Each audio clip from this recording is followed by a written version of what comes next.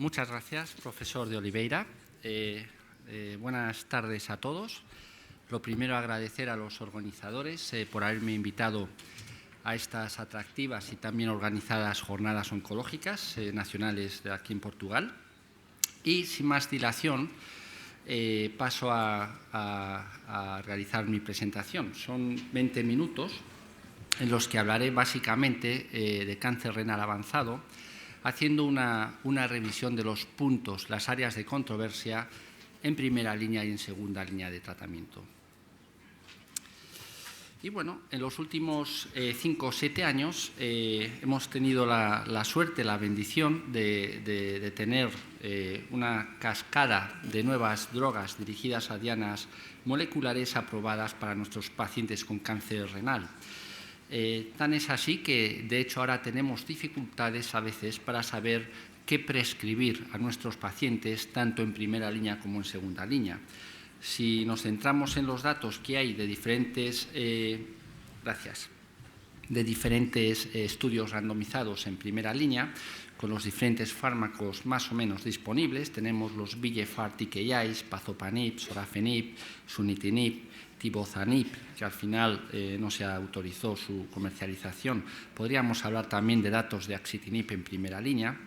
Pues vemos que hay una especie de plató que estamos alcanzando en progression free survival de cerca de un año. Y después, lógicamente, también tenemos el anti-VEGF monoclonal antibody bevacizumab clon interferon.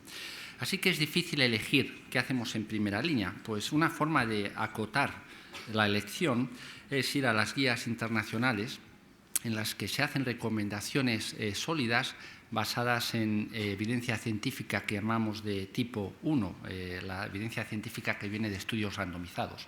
Y aquí, como sabemos, tenemos los grupos de buen y pronóstico intermedio y de mal pronóstico. Los de pronóstico bueno o intermedio, hay 3 recomendaciones igualmente válidas: sunitinib, pazopanib o bevacizumab más interferón. Y de mal pronóstico, temsirolimus, que no hablaré de este pues por falta de tiempo. Otra forma de acotar más, si cabe, la elección es ir a los efectos secundarios y, bueno, como son todos mecanismos de acción parecidos, que es básicamente inhibir la vía del VEGF, pues también los efectos secundarios son parecidos. El número de cruces implica la frecuencia, estas son las drogas, estos son los efectos secundarios y, bueno, podéis ver que todos ellos producen algún grado de hipertensión, en menos frecuencia eventos vasculares, problemas del síndrome de Hand-Foot, sobre todo el sorafenib, mucositis, sunitinib y sorafenib, diarrea, citopenia o incluso fatiga más frecuentemente visto con el sunitinib, skin rash con el sorafenib, a veces hipotiroidismo, elevación de creatinina y toxicidad hepática impredecible, en ocasiones el pazopanib sobre todo.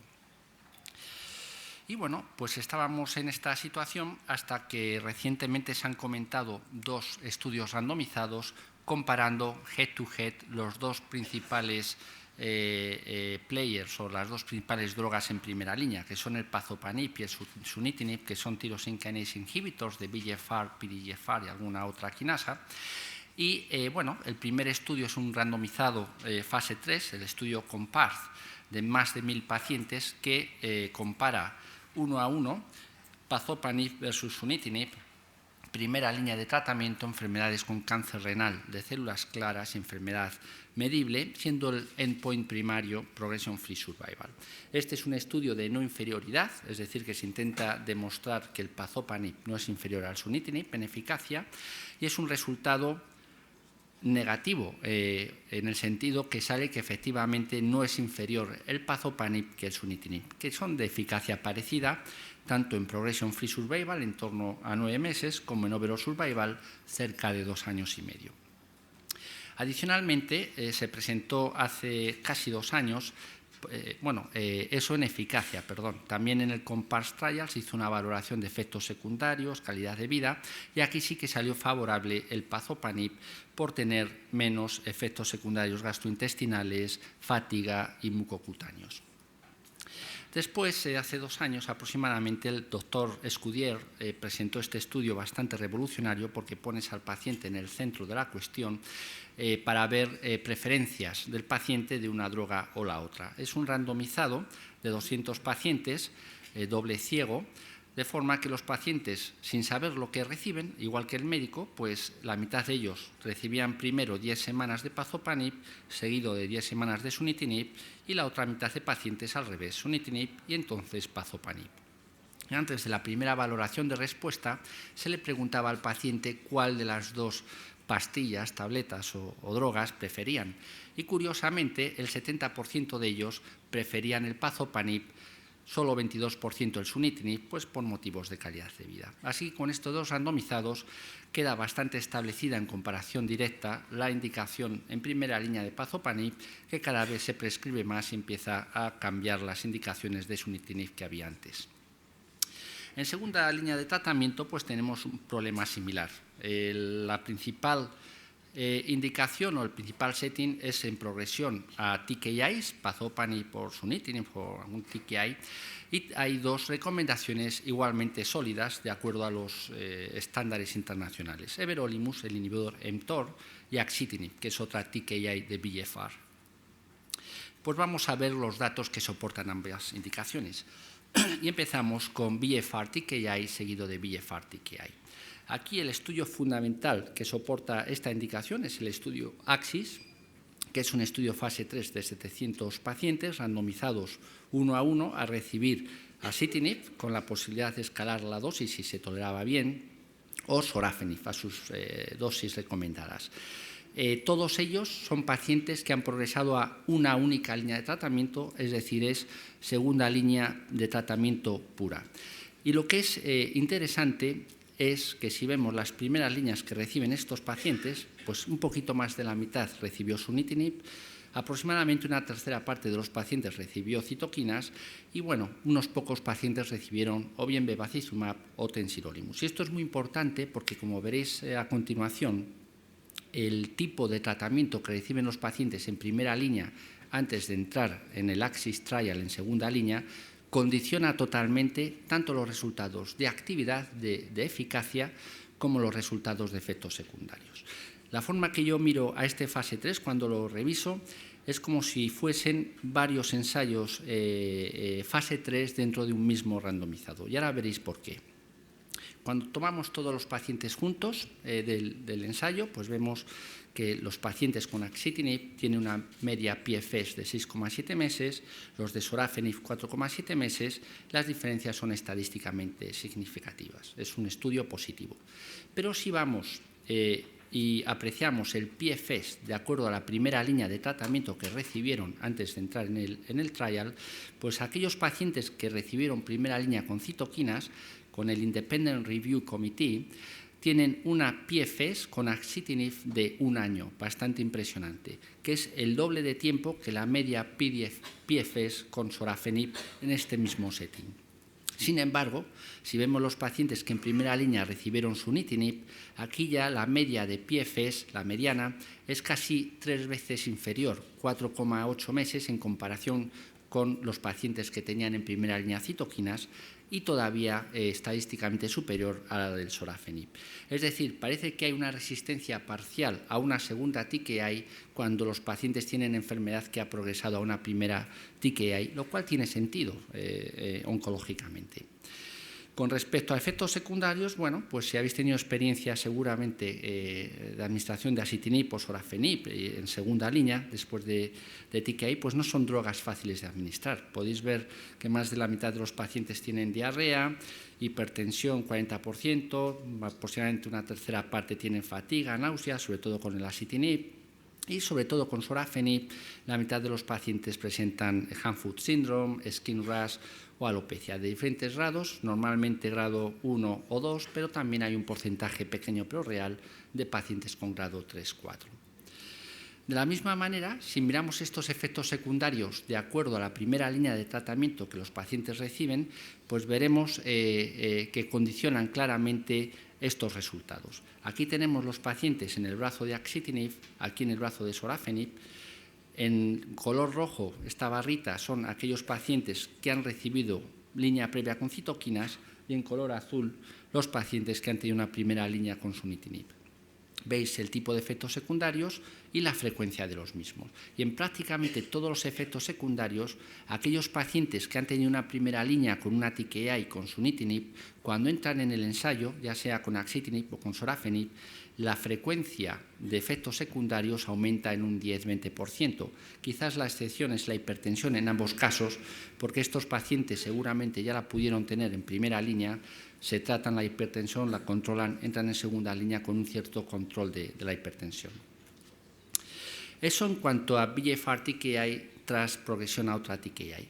¿Qué ocurre con mTOR inhibitor en segunda línea en progresión a TKI? Pues aquí el estudio que lo respalda es el RECORD-1, que es un fase 3 de 400 pacientes randomizados 2:1 a recibir o bien everolimus 10 miligramos al día con el mejor soporte paliativo versus placebo, es el mejor soporte paliativo. Este estudio es de hace ya 6-7 años y entonces no había una segunda línea, con lo cual el placebo era aceptado, siempre y cuando aquellos pacientes que progresasen a placebo se les permitía cruzarse a recibir everolimus, con lo cual también recibían un fármaco potencialmente activo. Y este crossover ocurrió en un 80% de los pacientes.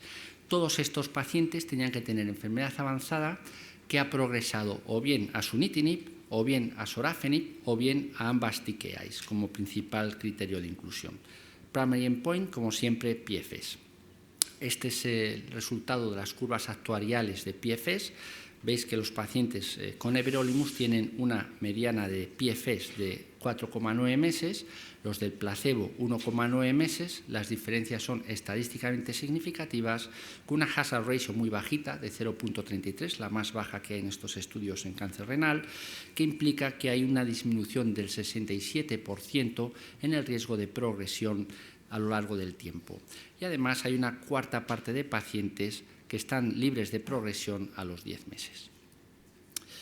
Hicimos después un análisis prospectivo, anticipado de subgrupos para saber si el PFS en los pacientes con everolimus se veía alterado según si lo recibían tras una sola TKI o tras sorafenib y sunitinib a la vez. Y entonces vimos que cuando se recibía tras una sola TKI, la PFS aparentemente era superior, 5,4 meses, que cuando se recibía tras sunitinib y sorafenib, 4 meses. En ambos casos, estadísticamente superior al PFS. Efectos secundarios, pues bueno, yo creo que la experiencia con everolimus es bastante amplia en los países como Portugal, que lo tienen aprobado, en renal, en mama también, y bueno, pues las anomalías de laboratorio que podemos encontrar, pues una cuarta parte de los pacientes tienen algo de anemia, se producen dislipemias, hiperglicemias en 10-20% de los pacientes, normalmente grado 1 o 2, que estos son toxicidades del mecanismo de acción. Y la toxicidad clínica, lo que el paciente se queja en el día a día, pues sobre todo es estomatitis, que ocurre en un 40% de los pacientes, normalmente suave o moderada. Una quinta parte de los pacientes tienen cansancio, pero veis que en el brazo placebo también hay un porcentaje similar, o sea que podía ser la enfermedad. Una quinta parte de los pacientes tienen heces blandas, básicamente. Algunos pacientes con infecciones oportunistas y un 14% presentó neumonitis no infecciosa, normalmente grado 1 o 2. Bueno, lo ideal sería comparar ambas drogas, axitinib y everolimus, head to head, para saber cuál es mejor. Ese estudio no existe ni se hará con casi total seguridad. Lo que tenemos es el INTORSECT, que es un estudio fase 3 que compara un mTOR, tensirolimus, con un TKI, que es el sorafenib, pero ninguno de los dos son los mejores representantes de su familia para esta indicación de segunda línea. Pero bueno, esto es lo que tenemos. Es un diseño muy bien hecho porque es segunda línea pura en progresión a sunitinib y el primary endpoint es PFS.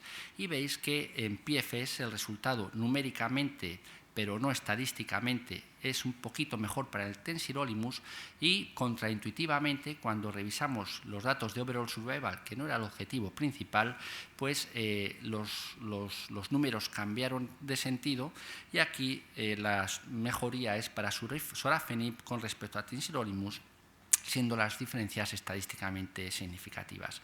Cierto es que no se recolectaron los datos de las líneas de rescate de quimioterapia posterior y es muy difícil de interpretar. Los efectos adversos, los típicos de mTOR y de TKIs, no pasaré tiempo ahí. Y bueno, una forma de intentar ver la eficacia comparativa es ponerlos en una misma tabla, siendo conscientes de que el diseño es muy diferente, sobre todo en cuanto al número de líneas previas. Intentando extrapolar y coger aquellos pacientes en progresión a TKI en primera línea, vemos que en everolimus la PFS es en torno a 5 meses, con axitinib la PFS es en torno también casi 5 meses y tensiolimus y sorafenib es algo inferior, en torno a 4 meses. Es decir, que tanto el axitinib como el everolimus, en el contexto de progresión a una primera línea con TKI, presentan resultados de actividad de PFS similares, comparables o con los intervalos de confianza superponibles. Con respecto a efectos secundarios es más difícil de comparar porque son perfiles diferentes, pero una forma de verlo es el porcentaje de pacientes que requieren una reducción de la dosis porque básicamente no es tolerable por toxicidad. Y vemos que en el RECORD-1 el 7% de los pacientes requieren reducción de everolimus y en el AXIS una tercera parte de los pacientes con axitinib requieren reducción de dosis y la mitad de los que están con sorafenib. Y aquí surge un concepto que ya se intuía en estudios prospectivos fase 2, que cuando se administran 2 TKI secuencialmente ocurre lo que se llama toxicidad cumulativa, porque, por ejemplo, en este otro estudio, el target, en el que sorafenib se da tras citoquinas, solo hay un 13% de pacientes con reducción de dosis. Vamos a la calidad de vida, son pacientes que no se curan. Lo analizamos también en su momento en el estudio AXIS y como podéis ver, estos scores de calidad de vida, cuanto más altos es mejor calidad de vida. Al progresar la enfermedad hay una bajada clara de calidad de vida por los efectos secundarios de la enfermedad, por los síntomas que produce, y un mes después, tanto para axitinib como para sorafenib sube la calidad de vida y se entiende que es porque se liberan de efectos secundarios. Sin embargo, en el RECORD-1 pues no hay detrimento en calidad de vida con los tratamientos. Finalmente, el último estudio que repaso en 2 minutos es el RECORD-3, que se comunicó el año pasado, que es un estudio que mira secuencialmente primera línea con everolimus seguido de sunitinib o al revés, siendo el primary endpoint el PFS solo en la primera línea. Se randomizaron 500 pacientes y también era un estudio de no inferioridad.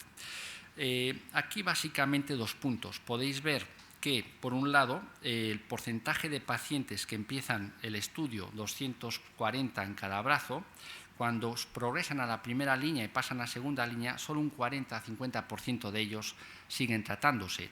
Esto es muy importante porque tenemos que recordar que cada vez que un paciente o que tenemos que cambiar de una línea a la siguiente línea, perdemos como la mitad de pacientes porque se ponen muy malitos y ya no pueden seguir recibiendo tratamientos. Por eso es muy importante detectar proactivamente y precozmente la progresión de la enfermedad para que el paciente no se deteriore mucho y ahora, hoy en día que tenemos alternativas, cambiarles rápido a una segunda línea de tratamiento o una tercera línea, pues como hacemos con otros cánceres, mama, colon, pulmón, etc. Y también veis que los porcentajes de reducción e introducción de dosis eran superiores para sunitinib que para everolimus.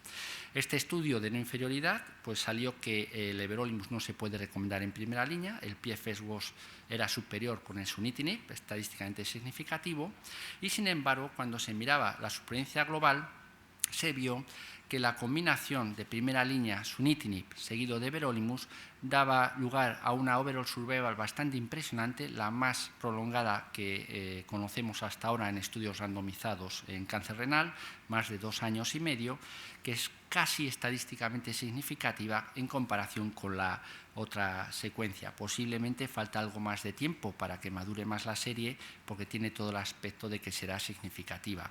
Esto consolida y apoya más, si cabe, que es una buena indicación empezar con TKI, cambiar a everolimus, y con los datos que tenemos de otro estudio, que es el estudio GOLD, ya sabemos también que en tercera línea las TKIs también tienen actividad.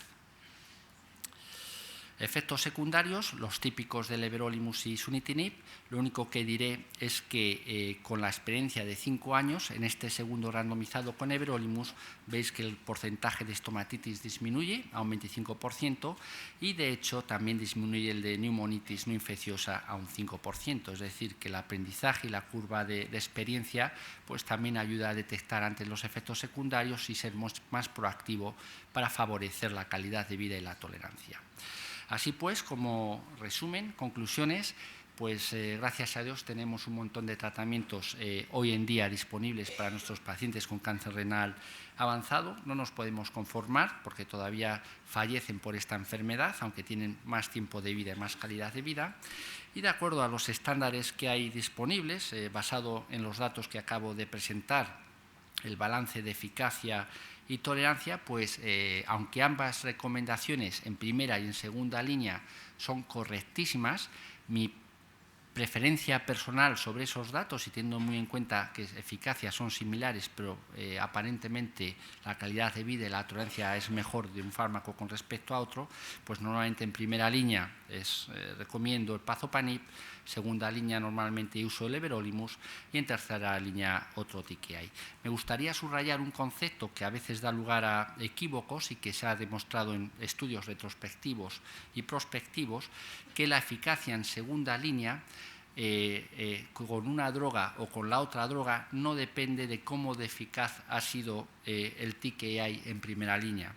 Normalmente esto depende más de la biología del tumor. Los tumores sensibles y que responden, pues suelen responder mejor a todos los mecanismos de acción de drogas activas, y los que son resistentes, pues normalmente van mal con cualquier droga. Y bueno, eso es todo. Muchas gracias por su atención.